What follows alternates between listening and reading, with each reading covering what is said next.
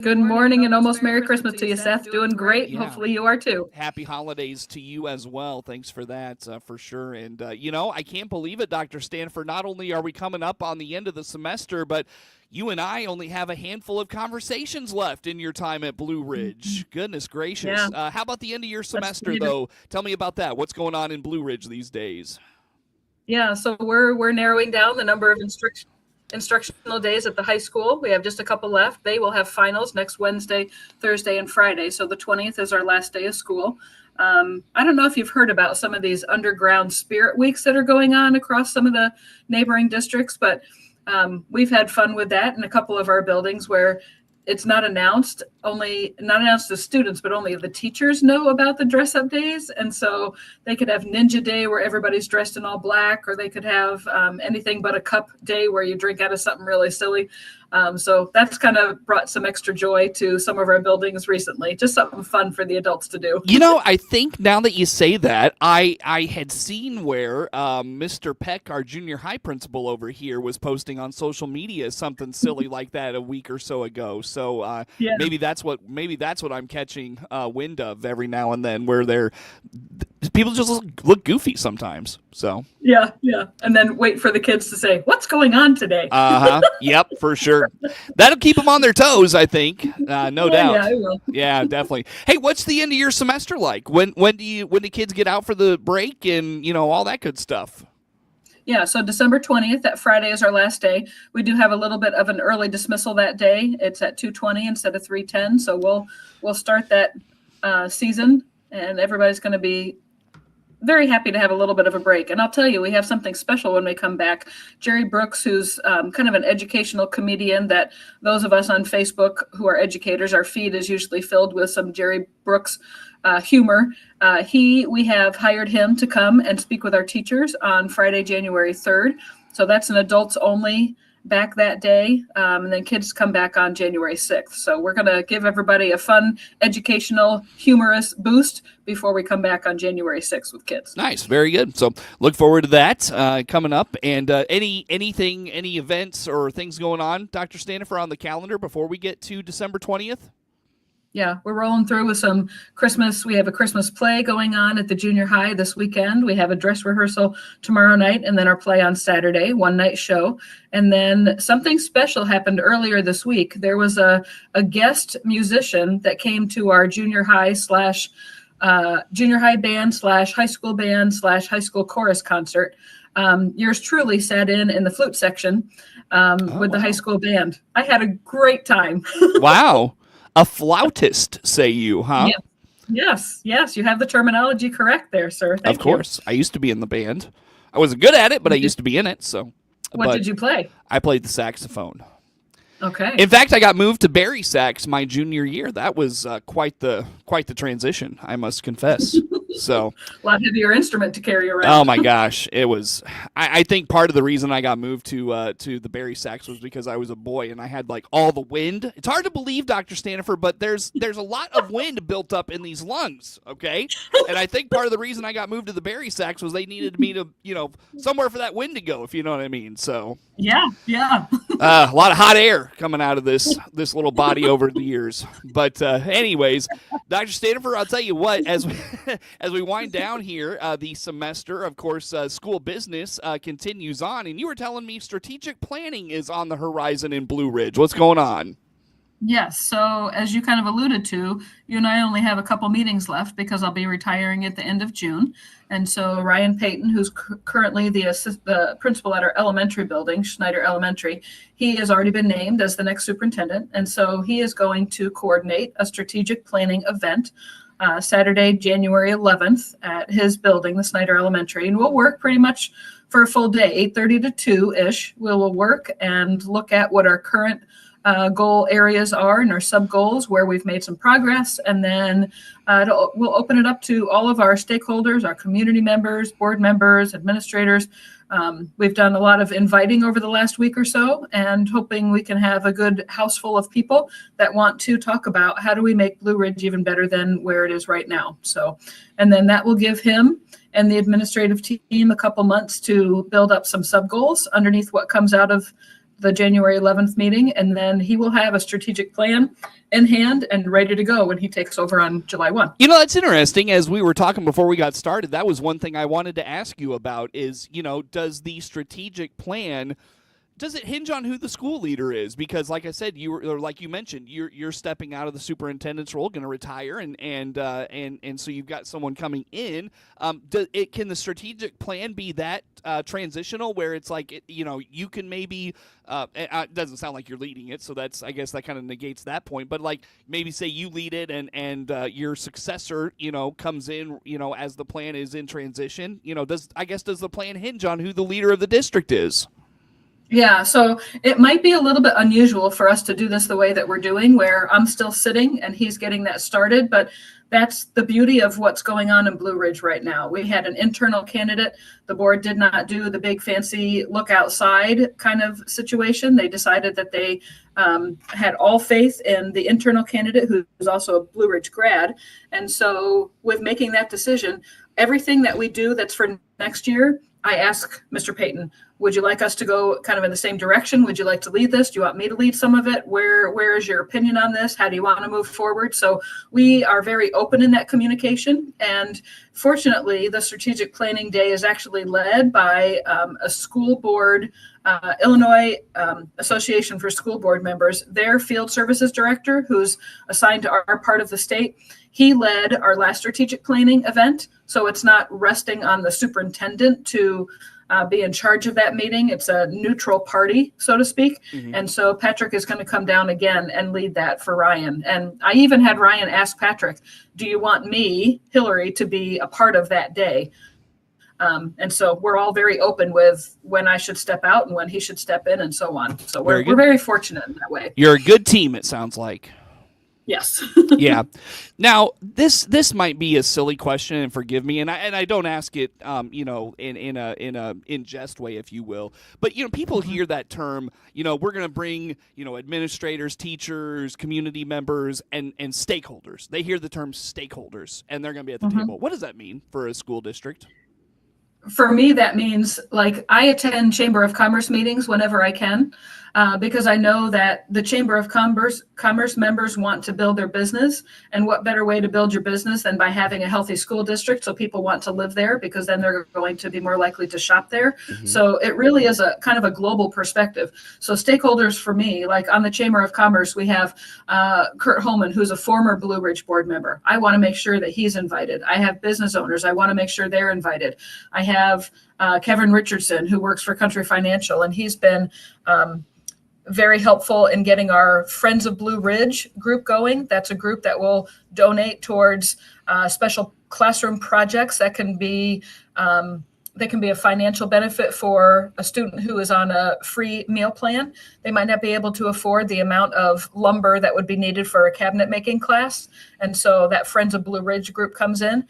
So when Kevin Richardson is spearheading that, I want to make sure that he's at the table when we're doing strategic planning. So, and then we have 3 communities. We have Bellflower, Mansfield, and Farmer City. So I want mayors from all places. I want safety personnel. I have a board member who's on the fire department at Northern Piatt, as well as the Decatur Fire Department. But I want to make sure that people that way are involved too. And our new architect, Scott Wachter from IGW out of Urbana, he's going to come, because we're going to be talking more about facilities. So all of those people who have some perspective on what we should be doing next, I want them at the table. So what was the last time Blue Ridge did strategic planning? We did this in the fall of 21. It should have been done a little bit earlier when I first started, but that thing that happened in 2020 that we weren't all prepared for kind of got in the way. So what was that? We won't even. Yeah, that pandemic thing that we had. Darn it! I thought I could catch you in ignorance. Bummer. Oh well. So we waited a year and did ours in the fall of 21. But then, like I said, it takes about 5 months to kind of build out all of the different sub goals and the pieces that go to it, and then the board approves the final plan. So we were ready to go for the 22-23 school year. So this is actually our third year in the strategic plan. So got it. So is this just a continuation of the existing plan, or will this be completely new as the district transitions in the leadership chair? Well, the same broad areas have to be considered. Like you still have to talk about finance, you still have to talk about facilities, you still have to talk about curriculum and instruction. So the main categories will stay the same, but we are absolutely open to what needs to be refreshed, what needs to be taken out, and what needs to be brought in for the first time. Some of the things that we worked on 3 years ago are now just embedded in what we do. More of our academic goals. And once those are embedded in, you don't need to talk about them all the time anymore because it's just part of what we do. So now we move on to the next piece. So, which is what? Well, that's up for the new superintendent to figure out, okay, where do you want to go with, for example, report card data? What does this year's report card tell you that you want to work on next? And so some of that will be part of the table conversation that day. Got it. Very good. Now, when is that again? January 11th, Snyder Elementary, 8:30 to 2. Okay. We'll have a breakfast and lunch provided. All right. Very good. And I don't know if this is a question for you or not, but how long does a strategic plan take to put together, and when can maybe the community expect it to be finalized and out there for them to take a look at? Yeah, I would say that finalized would probably be June of 25, or at the latest, maybe July of 25. And then Mr. Payton will be putting that out, pushing it out in a newsletter, sending it out to families, make sure they can take a look at that. And it's Ryan Payton, correct? Yes, correct. Nice. Cool. Very good. Well, look forward to that, Dr. Stanifer. Anything else on strategic planning we didn't touch on you want to put out there for us? I think that's it. We're going to put a Canva out there and put an RSVP link in so we know how many people we have. But we're excited to. Is it kind of weird to talk about it and you're not really going to participate all that much? Yeah, it's already December and those things are happening. So yeah, school leaders usually work about 6 to 8 months, if not more, in advance. Pretty regularly. So yeah, we're already working on next year. So like I said, there's a lot of questions about, okay, Mr. Payton, what do you see for summer school now that our grant funding is done? What programs do you want to continue? What has shown value to us and where will we find the money from? So you give me the ideas. I'll do the grunt work for right now behind the scenes while you're still working at the elementary building, but then I'll, pass it off to you. Sounds good. Well, Dr. Stanifer, with that, let's break here, come back with some more. Dr. Hillary Stanifer, Superintendent of Blue Ridge Schools, our guest on the Zoom call today. More to come with Dr. Stanifer on the morning show. WHOW.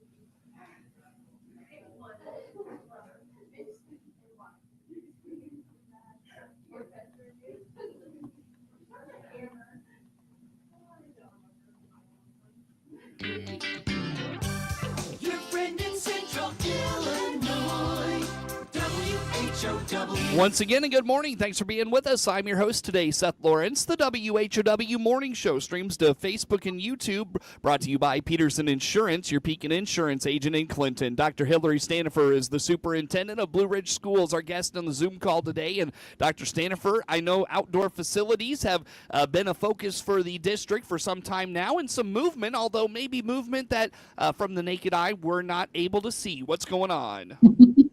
True. You might not be able to see quite all the things that we're doing right now, but before the weather gets kind of crazy, we have two kind of simultaneous projects going on outside. We have our concession stand, which was built a number of years ago, partially by our students in the industrial tech class. We are going to be remodeling that and adding on about twice as much square footage to that building. And the reason for that is because we are building a new track. We have not had an all-weather track at Blue Ridge ever. And so that was something that was on my strategic plan. I'll tie that together, my strategic plan 3 years ago. And to be honest, it felt like it was an impossible goal at the time. But because of a wind farm that's coming in and because of some other financial things that are going on, we were able to sell bonds a year or two ago. And now the project is coming to life. We have our home bleachers that have been taken down. We have the whole entire track area, the football field, everything has been torn apart. And we're working on all the dirt work right now. If you see a drone picture, you can actually see where the track is going to be. We have gravel trucks coming in and out and bulldozers and all that kind of stuff going on all the time. So it's fun. We can go upstairs in the high school and get a real good look as to what's going out on the field. So nice. Completion date for that looks to be about May, maybe end of June of 25. So what will you do in the interim for track meets and such? Or will you just do everything not at home this year? Well, we have never been able to host a track meet before. Oh, okay. We had an old cinder track that was not taken care of, so we've never hosted, at least in the recent past. And so kids will have to be, and coaches will have to be very creative once again with where they practice. They used to practice on just that dirt area. So we might go to some neighboring districts to see if we can have some off-schedule practices there like we've done before and kind of work our way through this year. And then after that, we are good to go. Nice. Very good. So looking forward to having that opportunity in Farmer City then. Yep, absolutely. And then that would be open to community members to walk when the school's not using it. So nice. It's a win for everybody. Yeah, even better. That's what you want, right? Is to have that facility for somebody to utilize because, it's not everybody just in the school system funding that, Right. You know what? As of July, I might be able to come myself over here in the mornings and walk on the track and then just kind of. Yes, there you go. Wave goodbye. That's so great. Very nice. Very nice. Well, Dr. Stanifer, in our final moments here together, I know that safety planning, of course, always top of mind in school districts. Mm-hmm. That's one you just can't put on the back burner. It's got to be there at all times. So how about safety planning? What's new there? What's the latest? Yeah, so I think it was about a year ago when Mark Vogelsang from Piatt County Sheriff's Department, he came to us and told us about something that Piatt County was working on, which was using the I Love You Guys Foundation language to clear up the directions that staff receives in an emergency.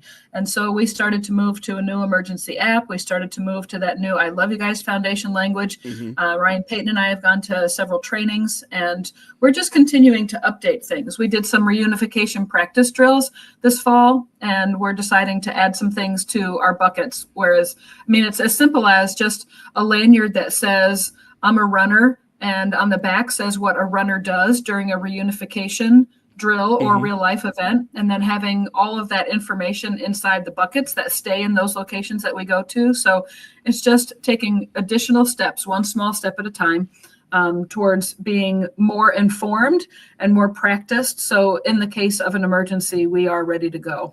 What's the I Love You Guys system? The I Love You Guys Foundation really simplifies the language that we use when we're talking about an emergency. And I'll give you an example of what doesn't work.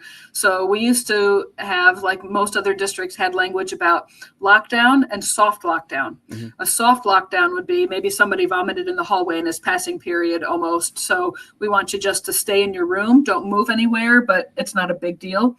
A lockdown could be there's an intruder in the building and we need you to turn off the lights, stop teaching, lock the door, and be quiet and get out of the sight of the window in the door. So very different responses, but they both use the word lockdown. And so one of the things I started noticing last spring, maybe even last fall, was that when a building went on lockdown because of just that vomit, some teachers were responding as it was a soft lockdown, which it was. Others were responding by stopping teaching and barricading the door. And so that told me we're not clear enough in the language that we're using, and staff doesn't know how to respond. No fault of their own. But now we have more clear language where if we want people not to move, we use the word hold. And we have a sign with our 5 words on it in everybody's classroom. If we want nobody from the outside to come in, like no visitors, no mailman, no anybody, then we would use the word secure. I mean, secure the outside entry. Come in if you're outside. Sure. And then lockdown is what you would think of as something wrong is going on. We have to barricade, get out of sight, turn off lights, lock doors, and so on. Sure. We feel like that's very important for our staff to be very clear and us to be very clear when we communicate. Very good. Well, Dr. Stanifer, I hate to do this to you. I've got to let you go. Merry Christmas to you and yours. All the love, and we'll see you on the other side of the new year. Sounds great. Merry Christmas, Seth. That is Superintendent Dr. Hillary Stanifer of Blue Ridge Schools, our guest on the Zoom call today. Network news on the way. WHOW.